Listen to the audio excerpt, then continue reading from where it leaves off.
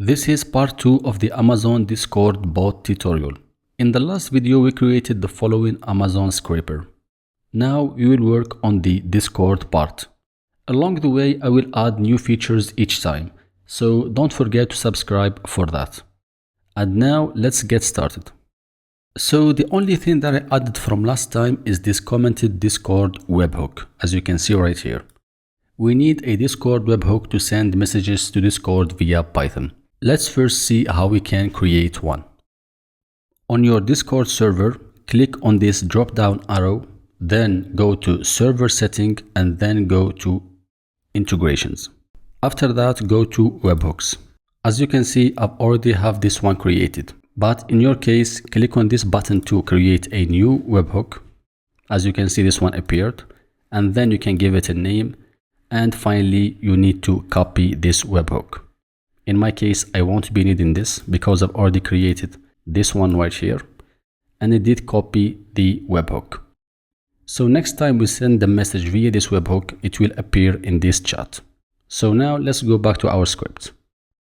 When you paste the webhook in here, it will appear something like this. So let's leave it for now and we will get back to it. First thing first, let's import the required libraries. So datetime comes with Python, but Discord we need to install it. And to do that, head to your terminal and type pip install discord.py. As you can see, I've already have it installed. So what we need to import is the sync webhook and the embed from Discord. So the embed is used to send stylized, let's say, messages. And the sync webhook is basically just a webhook that works synchronously. We also need datetime and I will explain why later. Now to send our messages, let's first create our function to do that. And we will call it send to Discord, which will take an embed argument or just an argument. So after that, our webhook will be equal to sync webhook.partial. And in here, we need to paste the following. So this one is the first part of the webhook. And this big one is the second part of the webhook. After that, we tell our webhook to send the message. To do that, we call the send method. We give it a username. In this case, I said Amazon bot, and that's what will appear as the username of the bot. Also, we need to pass our argument, the embed from here. So now let's implement the logic in our main function. As you can see from last time, if you remember, we got the title, the original price and the discount price. So now what you need to do is the following. First of all, instantiate an embed. The title will be the title of our product. We will leave description and we will give it a color. After that, we need to add some fields. The first field will be the URL. As you can see, the name is URL and the value is the link, which comes from here.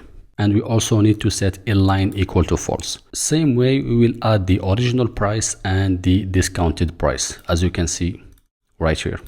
After that, we need to add the timestamp. So basically, this is why we imported the datetime module. So if we set timestamp of our embed equal to datetime.datetime.now, because remember, we said from datetime import datetime.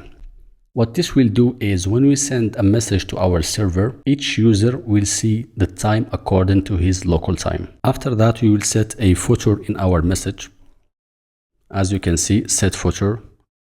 So I just wrote powered by Amazon bot, but basically you can say whatever you want. And finally, we will send this embed to our function as follows. We will call our function and pass our embed. And this is it. Let me save our script and let's run our code. So as you can see, if you remember from last time, scraping product 0 because we only passed 1. It will print the product and then it will send the message. As you have seen, it did print the info, all of these. And now if I go to Discord, you will see our message. Let's check that out. And as you have seen, this is our message. So this is the username, Amazon bot. This is the title, which is the name. We added these 3 fields. The first one is the URL, the original price and the discounted price. After that, this is our timestamp and this is our footer. As you have seen, this was just an example on how to scrape data from Amazon and then send it to Discord. On future tutorials, I will add more features. Subscribe for now and see you on the next tutorial.